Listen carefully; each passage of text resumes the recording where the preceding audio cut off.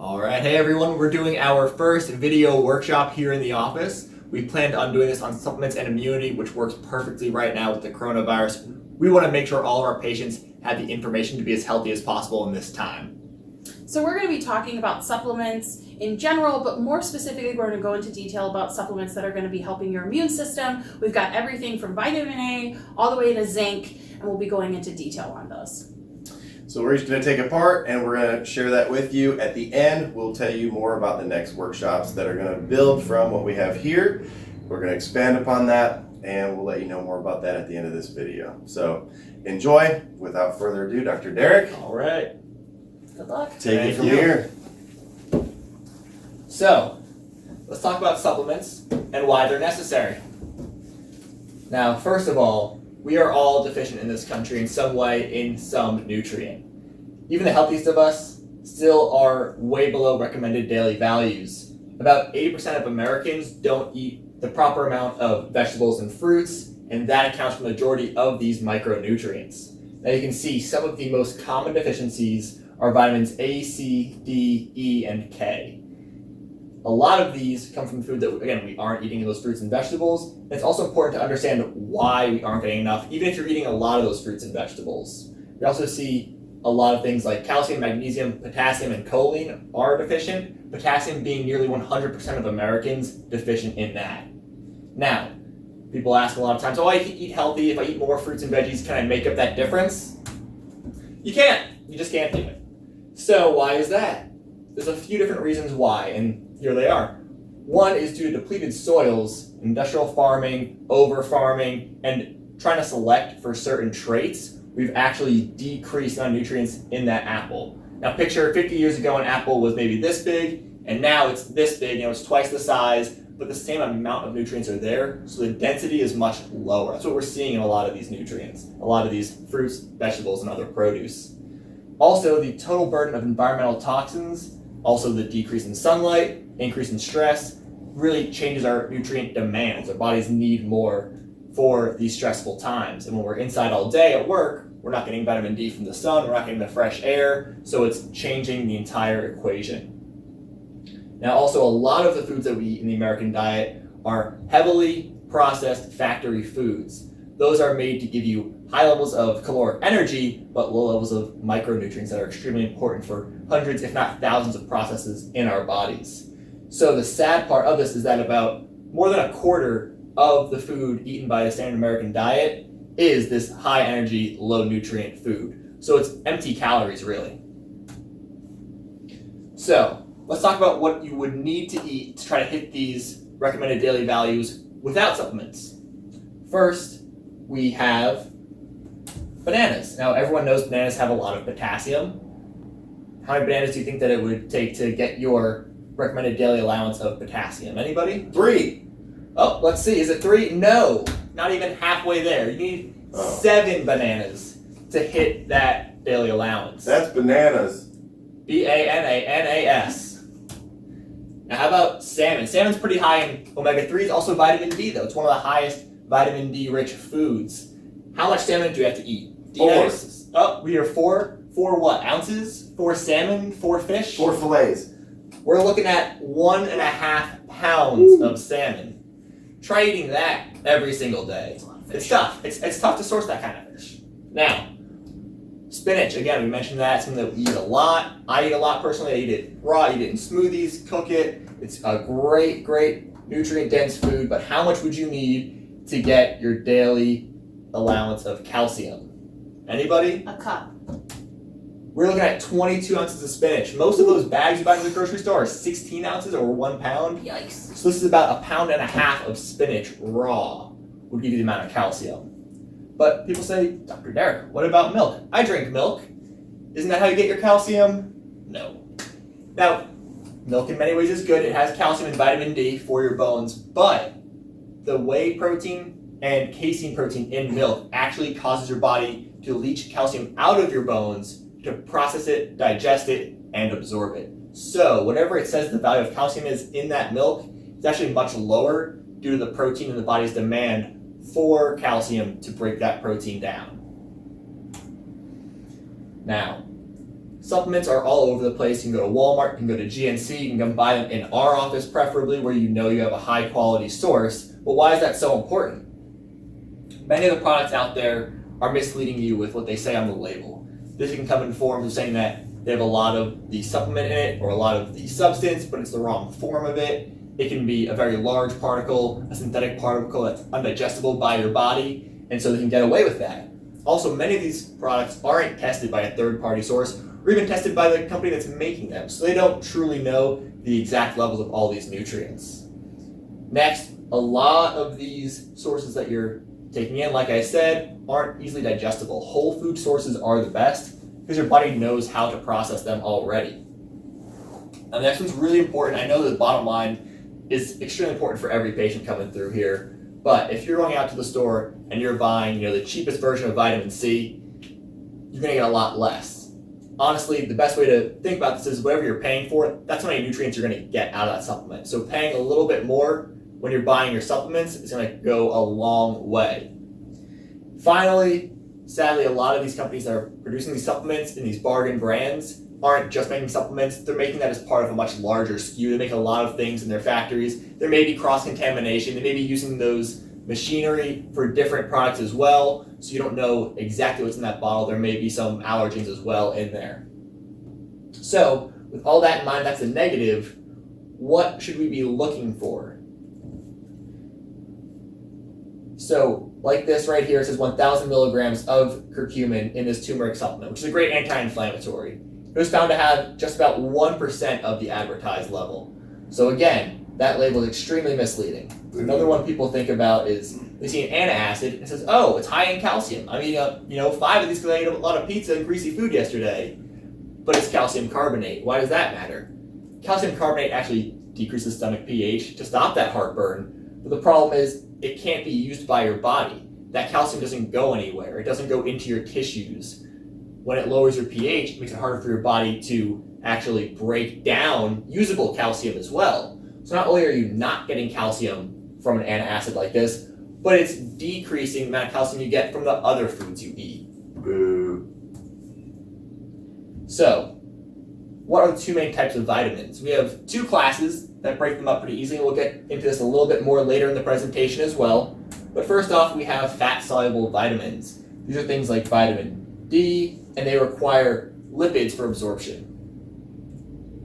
Additionally, they're stored in a lot of tissues throughout your body, so you don't need to take them as regularly in many cases. When you do take fat-soluble vitamins, they're stored in your liver and other fatty tissues around your body, so they can be held for a long amount of time. Because of that, it takes a while for deficiencies to manifest.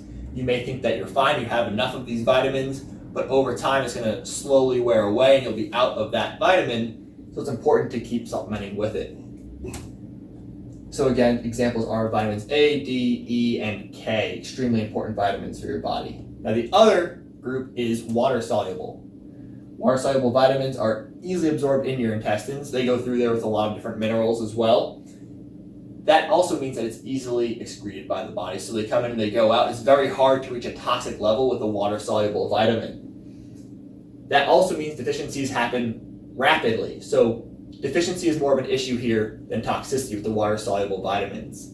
Again, you can take more of this and not risk any issues. So vitamins B and C are very common water-soluble vitamins.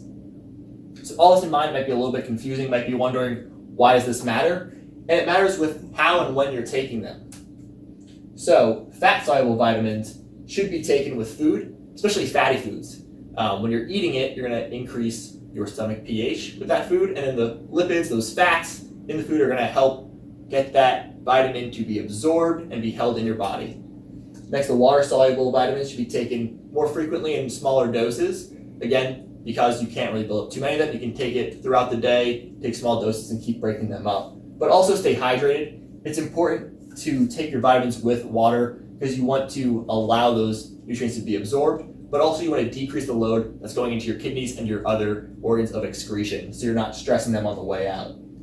So we've given you a quick primer on these nutrients. Now we're going to get into the immune system so we can build on these two topics and show you how these supplements are going to help you staying healthy. So without further ado, Dr. Mike, come on up.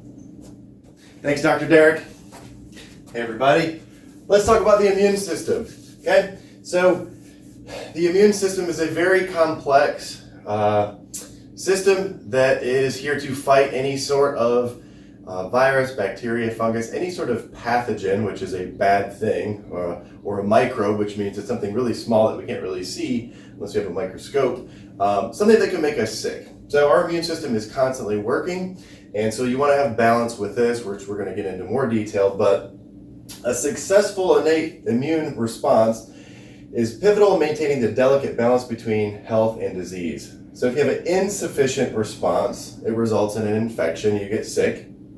Whereas if you have an excessive response, it's going to result in prolonged inflammation, which causes tissue damage and a lot of other hosts of diseases. So I think right now, especially, this is kind of how people think of the immune system. Either we just don't understand it very well, or we're just living in fear of we just have to, hide up from the virus or the bacteria, whatever else it is. Obviously, right now it's the coronavirus, but this is kind of how we see people viewing the immune system. In fact, it is very complex. It is very integrated. It's constantly communicating. There's more and more research that's been proven about how complex and how amazing your immune system actually is to ward off diseases. It's very smart. So there's multiple parts of the immune system. You have your innate system that's working all the time. It's your constant system that's working. Then you have your adaptive system that gets signaled after that. And then you have your neural system, you have an interferon system, and you have your microbiome.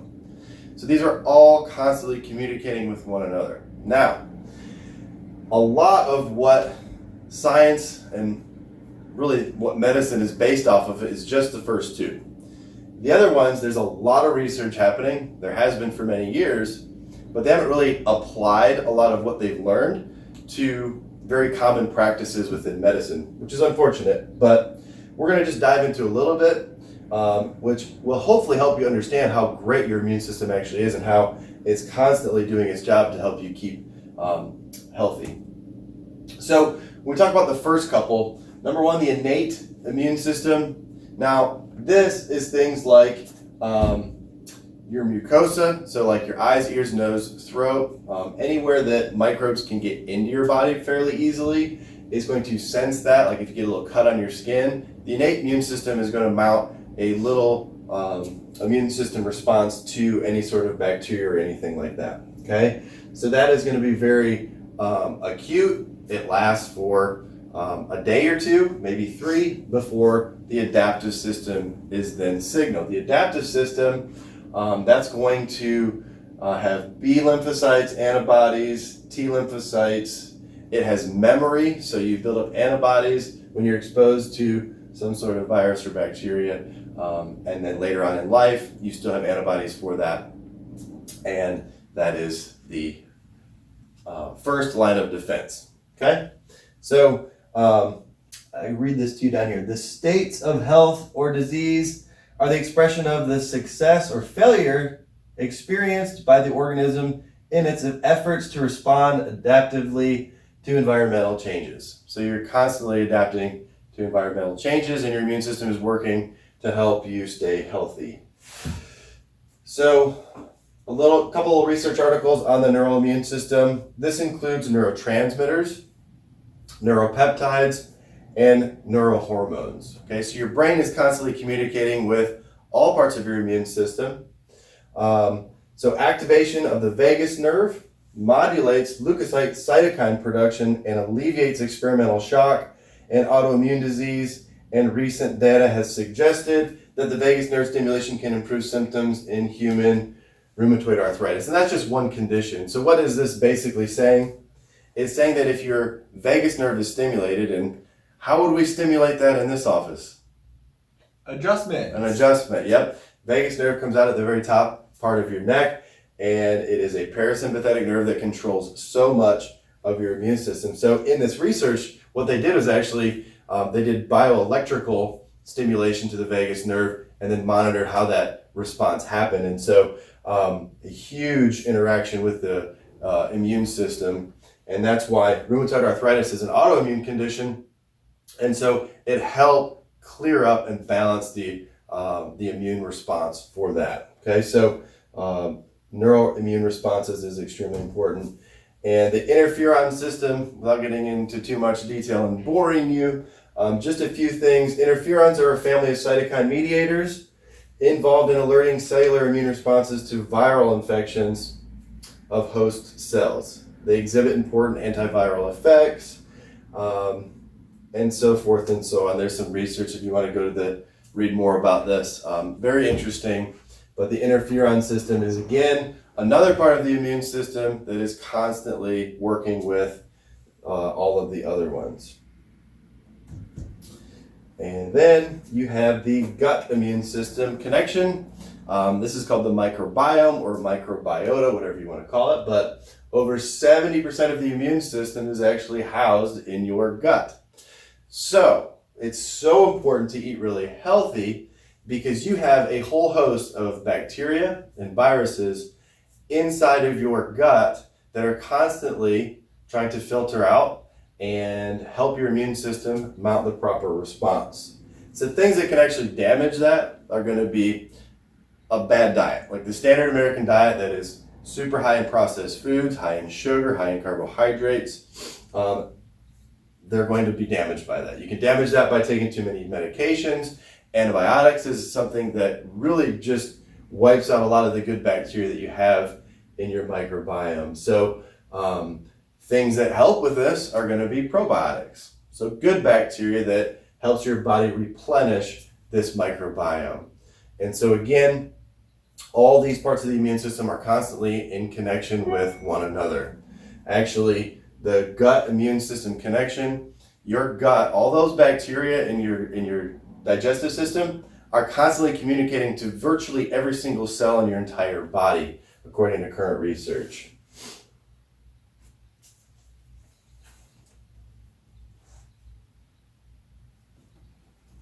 All right, so we, in our nutritional consults, me and the other two docs, we sit down with patients and we go through nutritional requirements, we go through specific goals that patients have.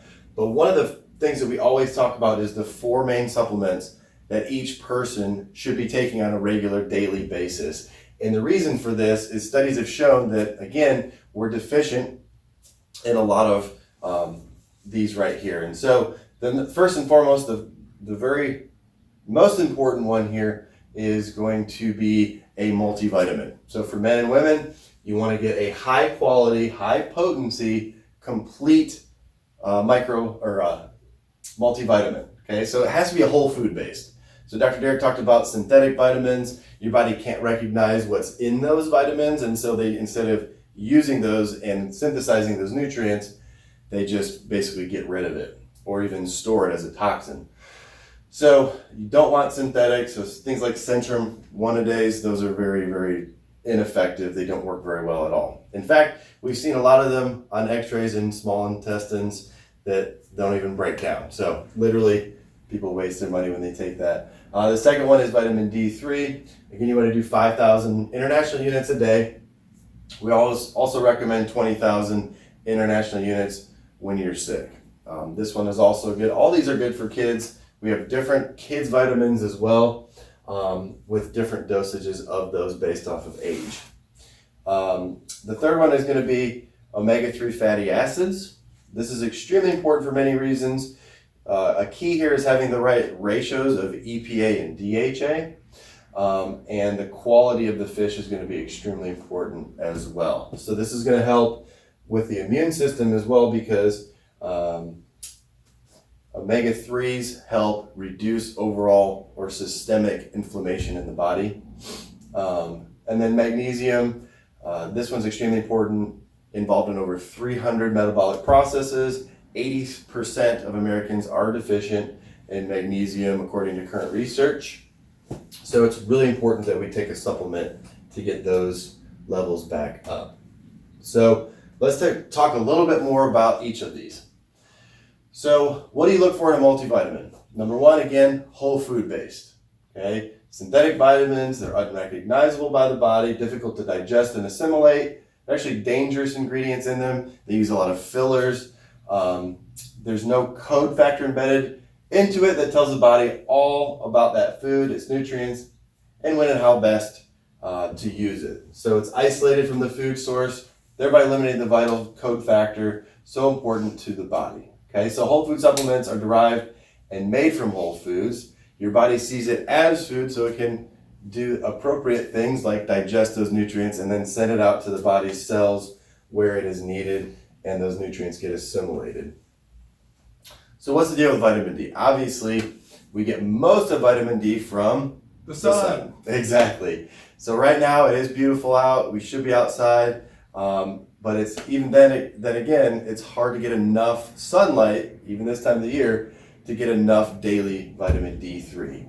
So vitamin D is hugely integrated into your immune system. It actually acts like a hormone and is intertwined in many immune system functions. It also helps with mental and emotional balance, healthy blood sugar, and your skin health. So we get most of it from the sun, but obviously don't get enough right now. So again, not to pick on milk, but it's just not that nutrient sufficient. So milk is not the best source of vitamin D3. You might have heard that by the Dairy Association telling you that it's good for that, but studies show that it's not. Okay, probiotics support proper absorption. That's why our vitamin D3 actually has probiotics with it. Helps that absorb so you actually get and assimilate those nutrients. So again, 5,000 IUs per day is the minimum, and we take that so that we can get a serum or blood level close to between 60 and 90 nanograms per mole. So when you get your regular testing done, make sure you ask your doctor, include in that blood work vitamin D. Sometimes, a lot of times you have to ask them to add that in there. Okay, so I'll make this slide really simple because there's a lot of verbiage on here. Again, the ratio is extremely important. The quality of fish that your omega-3s come from is extremely important.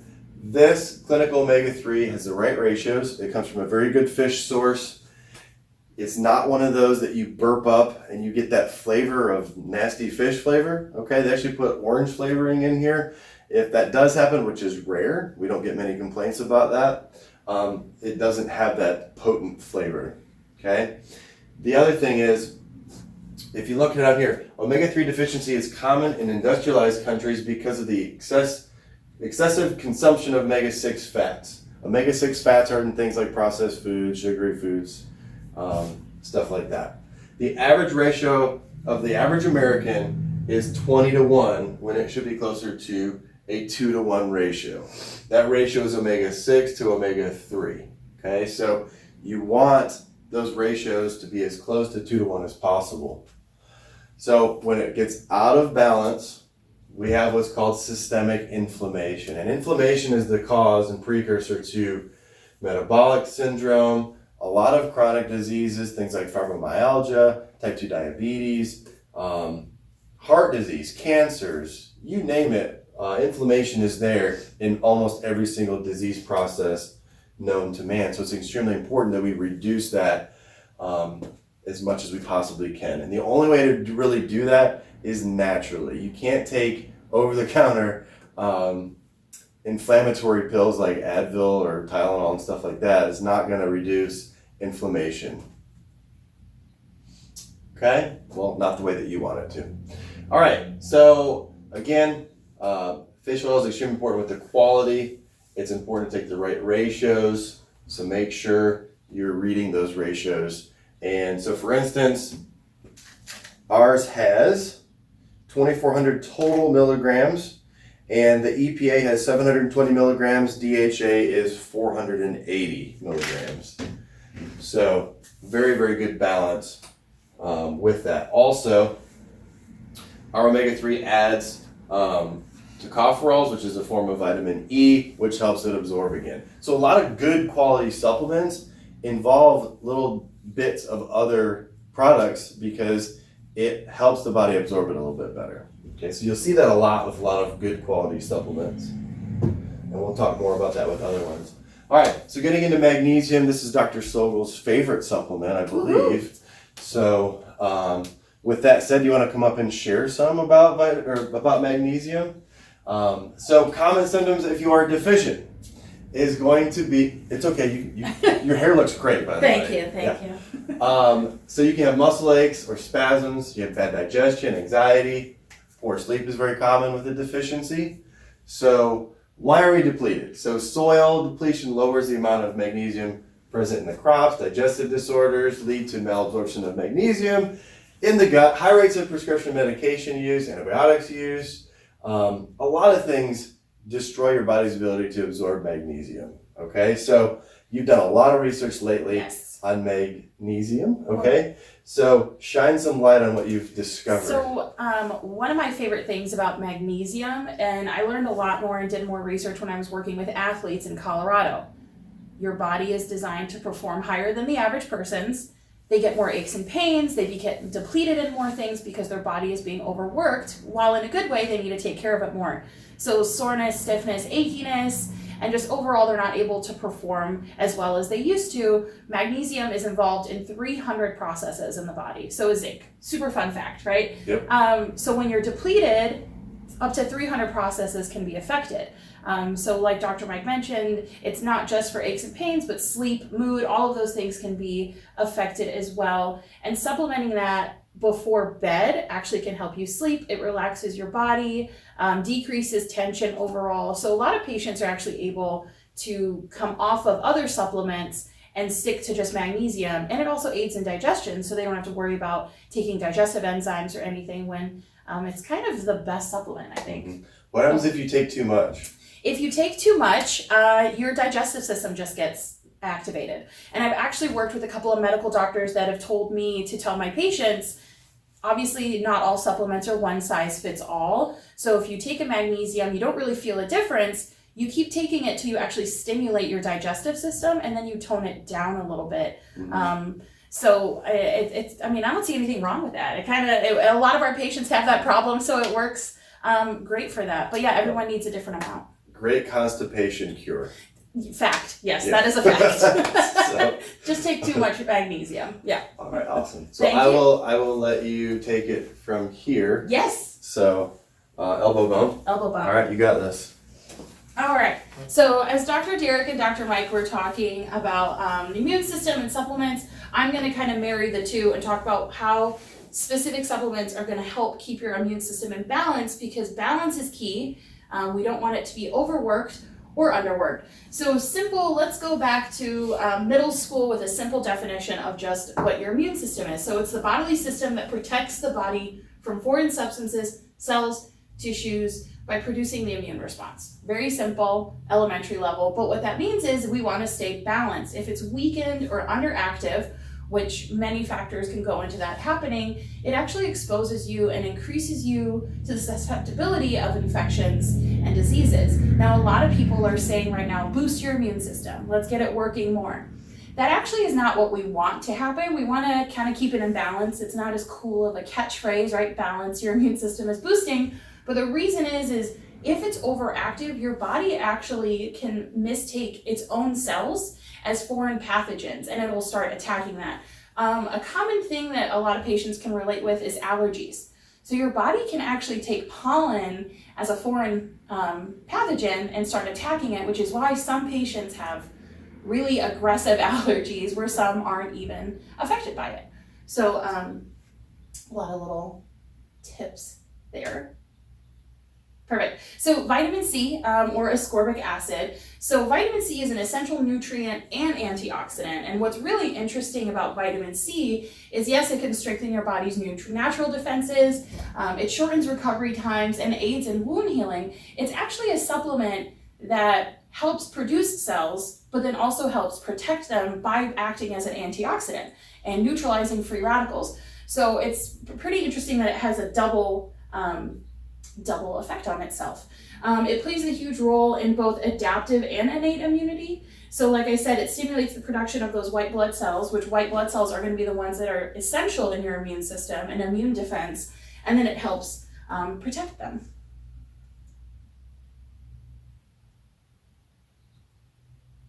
Oh, very fancy. So vitamin C, like Dr. Derek mentioned, is water soluble, so it's got to be attained through your diet or supplementation. Now, your daily recommendation. Now, a lot of these daily recommendations, like we said, it's not one size fits all. Nothing really is one size fits all, but we can use these as very loose guidelines. It'll be more specifically based towards you with blood work and nutrition consults. So let's look at that. Now, your daily recommended is 65 to 90 milligrams. So the upper limit is about 2,000. I personally take 2,000 milligrams a day, especially during this time. Want to keep my immune system in balance. What happens if you take too much? Because it is water soluble and your body can naturally excrete it, it's not going to be harmful. It just might stimulate your digestive system or maybe cause a little bit of nausea, very similar to magnesium that we had talked about. Now, a lot of people say, and this is an old wives' tale, vitamin C, you want oranges. It's just when you think of vitamin C, I think everyone thinks of oranges. It's kind of the same thing with calcium and milk. Unfortunately, that's inaccurate. So about 1/2 a cup of chopped yellow pepper gives you about 130 milligrams, depending on the size, of vitamin C. That's 3 times the amount of 1 orange. So if you're really looking to utilize and get the most amount of the nutrient, you want to do that. Now, I love this picture because it talks about all of the other foods that have more vitamin C than an orange. I don't think many people think of strawberries or broccoli for vitamin C, but they have way more than 1 orange does. Even a handful of kale, that's not even that much kale, but about 80 milligrams. So when you think of vitamin C, don't think of oranges. So let's move on to vitamin D, or calciferol. Vitamin D3 is the most physiologically relevant form of vitamin D, which is why you hear Dr. Derek, Dr. Mike, and I mention Dr. D3, vitamin D3 all the time. It's because it is the most physiologically relevant. So it is synthesized in the skin from a process that depends on sunlight. Now I'll go into a little bit more detail on that because it is going to be different for everybody. You can get it through your diet or supplementation, but the summertime, you're outside, let's utilize and get the best form of vitamin D. So actions of vitamin D, it promotes calcium homeostasis and promotes bone health. A lot of people know about that when it relates to your bones, but not really for your immune system. How it relates is it actually helps keep your immune system in balance, which is key. Also, vitamin D and vitamin A are unique vitamins because they do have hormone-like tendencies. So they are going to be more specific towards balancing your immune system, where other vitamins act more like antioxidants. So they're going to be just more a general protective, where these two actually act more specific. This is probably my favorite thing that I've researched recently. So they recently did a double-blind placebo study using nasopharyngeal swab culture. So maybe you've seen them on the news. It's a swab that goes up the nose just to get samples. Instead of relying on patients reporting their symptoms, they used that and used the test results to determine if they had the flu or influenza or not. Now, they did that along with vitamin D administration, and just by using those techniques, they found that 42% of patients resulted in a decreased incidence of influenza infection just from vitamin D supplementation. I think that's huge. It's such a simple thing to add, especially since you could go outside or you could take a supplement, but 42% decrease, I think that's pretty amazing. Now, I do want to go back, real quick. Vitamin D is called the sunshine vitamin because we can get it outside, but deficiency is huge, not just in America, but in the entire world. So about 75 to 90%, the studies do vary, but those are high numbers of people are deficient in the United States when it comes to vitamin D. Why? Most of our lives are indoors now. I think every single one of my patients or our patients works inside at a desk, or the very few people are outside, they're covered, right? They're wearing hats or they're indoors. Not enough vitamin D. Also, diet is a big thing that people don't realize. You can supplement through your diet with vitamin D as well, but pretty interesting. Now, the synthesis of vitamin D when you're outside averages 15 to 30 minutes outside in the sun, no sunblock, nothing blocking you. So you're not talking about sitting in your sunroom. We're talking about you being outside, maybe lounging by the pool without sunblock for 15 to 30 minutes, 3 times a week, minimal clothing. So think tank top and shorts, or for guys, think just shorts. Now, that's going to be for our more fairer skinned patients. The darker we get, the more time is needed. They're even reporting that certain skin tones, the darker you are, you need a couple of hours outside. But think about it, you're getting that's quite a bit of time, and also you want to make sure that you don't have any sunblock on. And you can't immediately shower afterwards either, because you really need it to stay on the skin and synthesize that way. So studies suggest that you want a higher dose, about 5,000 IUs a day, because we are so deficient. And we talked about the 15 to 30 minutes outside about 3 times a week. Now, foods that are going to be good for vitamin D, think salmon, fatty fish, sardines, tuna, egg yolks, mushrooms, certain cheeses, things like that are going to be higher in vitamin D. But a lot of people don't get that year round, so supplementation is always going to be important. All right, so vitamin A. This one's a little less fun, but just as important, and a lot of people don't talk about how important vitamin A is specifically for your immune system.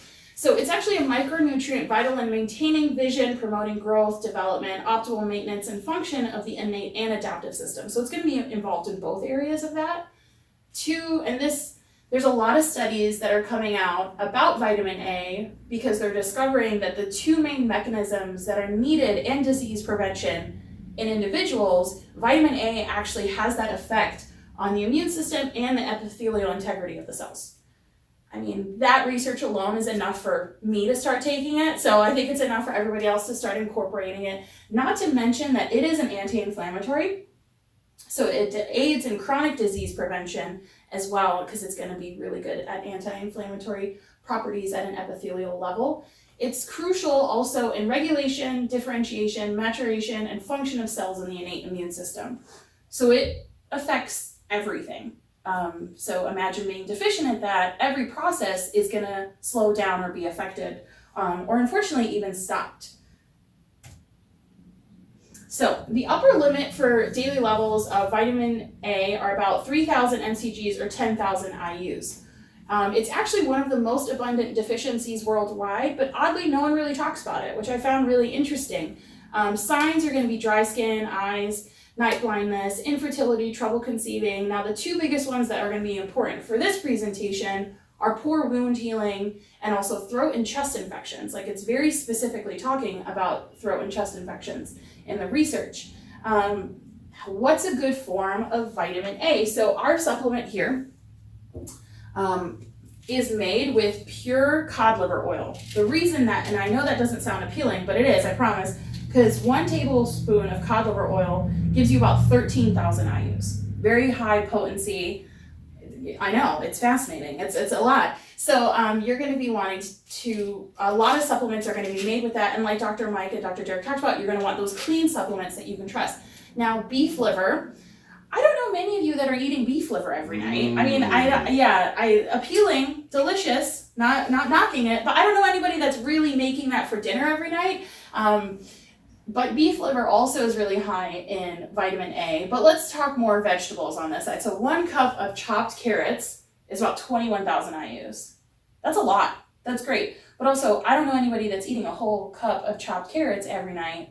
I'm not either. 1 cup of chopped sweet potatoes is about 18,000. So you really can supplement vitamin A. You just want to be smart with it. And you've got great sources. Another thing, quick, easy thing for vitamin A to think about is yellow and orange fruits and vegetables are going to be higher in it. Spinach is also a great example. I know Dr. Derek talked about spinach. Very dense in nutrients. 60% of your daily requirement for vitamin A is in 1 cup of spinach. So that's an easy thing to add, whether it's smoothies, whether it's in your salad at lunch, saute it with chicken at dinner. You know, spinach is a really easy thing to add, and you're going to be getting a lot more nutrients with that. So I know Dr. Mike mentioned that magnesium is my favorite supplement. I think zinc is a very close second. I've been doing a lot more research. I have learned a lot more about zinc, and we only have about 40 to 50 years of research on zinc as a supplement, which is fascinating. It's really not that long ago. It's in a lot of our lifetimes, definitely not mine, I'm very young. But the second most abundant metal in humans is zinc, and it's distributed unequally among our organs. Now, why is that important? that's important because it's not really distributed freely in our cells and in our blood. So a blood test blood and urine samples aren't always enough to determine if we're deficient in it. It doesn't have a real reliable biomarker, which I thought was interesting. And the best way to understand what zinc does for the body is to actually understand what it does when you're deficient in it. And that's actually how they discovered needing zinc supplementation. Was they found that in certain countries, young males specifically were getting sick at a very young age when they're supposed to be active and healthy, and they found that all of them were actually deficient in zinc. So they started supplementing zinc and they saw a huge change. Such a simple study, but it's amazing how much that affected people's lives. So zinc deficiency, common signs, you're gonna have skin abnormalities, cognitive impairment, delayed growth, and also imbalanced immune reactions. So you're gonna have allergies and autoimmune diseases are gonna be more prevalent in people that are gonna be zinc deficient. So zinc supplementation has shown positive results in patients suffering from these 4 main categories. The first one, viral infections. So anything from the common cold to they're finding in certain third world countries, they were having a lot of people dying from diarrhea, and they found that zinc supplementation actually was helping save their lives. Another big thing is in people that have HIV, they've found that zinc supplementation can actually help them. So it's a very strong supplement. Bacterial infections like Helicobacter pylori, parasitic infestations, so malaria.